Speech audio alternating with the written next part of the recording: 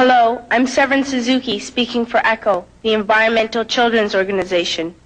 We're a group of 12 and 13-year-olds trying to make a difference. Vanessa Setti, Morgan Geisler, Michelle Quigg, and me.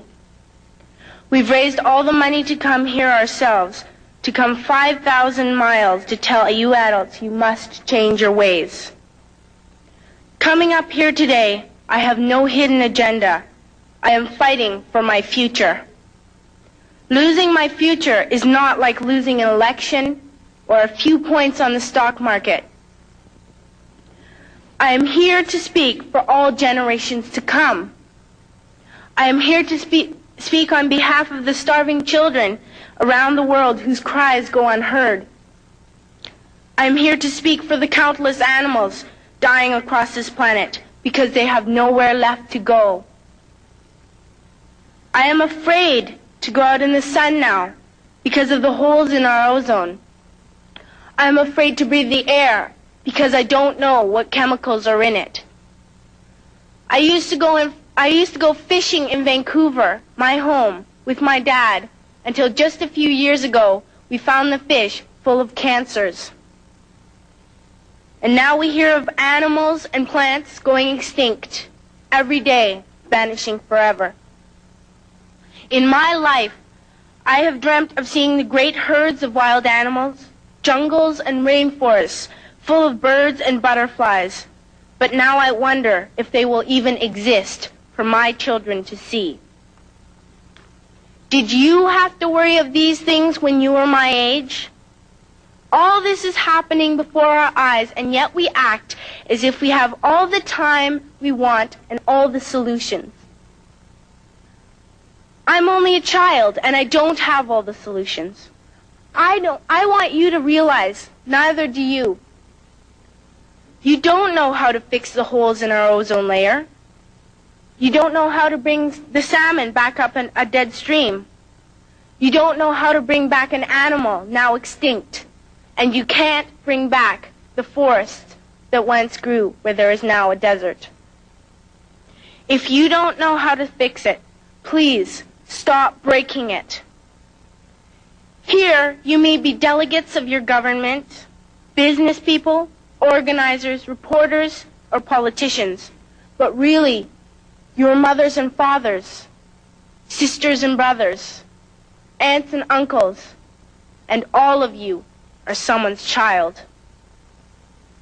I'm only a child, yet I know we are all part of a family, 5 billion strong. In fact, 30 million species strong. And borders and governments will never change that. I'm only a child, yet I know we are all in this together and should act as one single world towards one single goal. In my anger, I am not blind, and in my fear, I am not afraid of telling the world how I feel. In my country, we make so much waste. We buy and throw away, buy and throw away, buy and throw away, and yet northern countries will not share with the needy. Even when we have more than enough, we are afraid to share. We are afraid to let go of some of our wealth. In Canada, we live the privileged life, with plenty of food, water, and shelter. We have watches, bicycles, computers, and television sets. The list could go on for 2 days. 2 days ago, here in Brazil, we were shocked when we spent time with some children living on the streets. This is what one child told us. I wish I was rich. And if I were, I would give all the street children food, clothes, medicines, shelter, and love and affection. If a child on the streets who has nothing is willing to share, why are we who have everything still so greedy? I can't stop thinking that these are children my own age, that it makes a tremendous difference where you are born. That I could be one of those children living in the favelas of Rio. I could be a child starving in Somalia, or a victim of war in the Middle East, or a beggar in India. I am only a child, yet I know if all the money spent on war was spent on finding environmental answers, ending poverty, and finding treaties, what a wonderful place this earth would be. At school, even in kindergarten, you teach us how to behave in the world. You teach us not to fight with others, to work things out, to respect others, to clean up our mess, not to hurt other creatures, to share, not be greedy. Then why do you go out and do the things you tell us not to do? Do not forget why you are attending these conferences, who you're doing this for. We are your own children. You are deciding what kind of a world we are growing up in.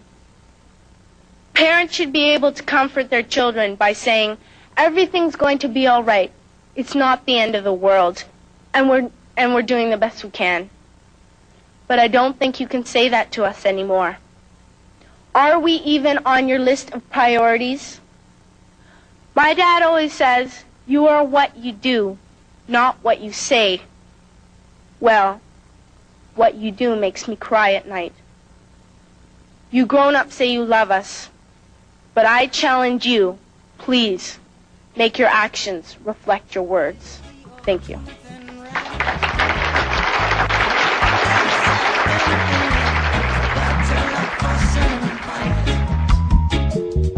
Protect your children